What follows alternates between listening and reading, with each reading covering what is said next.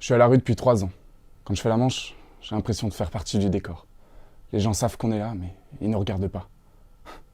On nous appelle les invisibles. Sauf qu'il suffit d'ouvrir les yeux pour nous voir.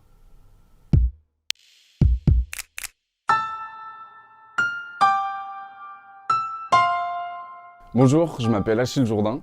Je suis comédien, auteur et metteur en scène sur le spectacle Lettres sans abri que j'ai monté depuis janvier 2018. C'est une série de témoignages de sans domicile fixe que j'ai recueillis auprès de ces personnes essentiellement à Paris. C'est une série de 4 monologues. Il y a autant d'hommes que de femmes. Ça me tenait à cœur parce que les femmes représentent 40% des personnes à la rue dans le besoin.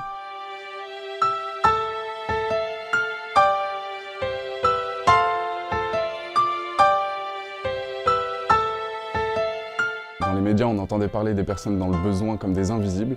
Et là, ça a fait un petit électrochoc dans ma tête et je me suis dit, mais les personnes que je croise tous les jours dans mon quartier sont bien visibles.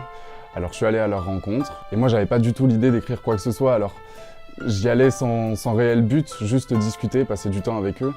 La solitude dans la rue, le manque de contact humain, c'est quelque chose qui pèse énormément.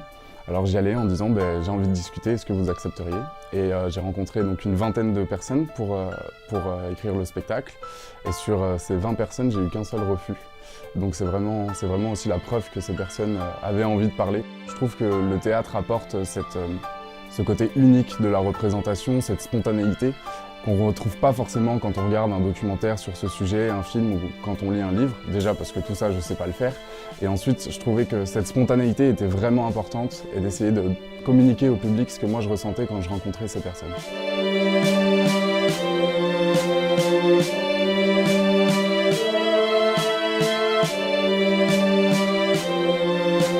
Ce projet, donc, il existe maintenant depuis presque 1 an. Et j'ai bien envie de continuer à porter ces histoires de personnes dans le besoin, d'essayer d'utiliser d'autres moyens aussi. En septembre, il y aura un livre qui sortira avec les textes.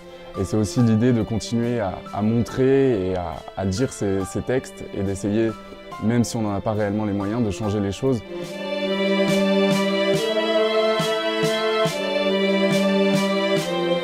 Alors on dit souvent que les jeunes, les ados sont cloués sur leur téléphone portable. Je pense que c'est pas une généralité et qu'il y a plein de gens qui s'engagent, il y a plein de personnes qui travaillent bénévolement dans des associations. Et je pense que les jeunes aussi ont cette possibilité et cette fougue pour faire bouger les choses.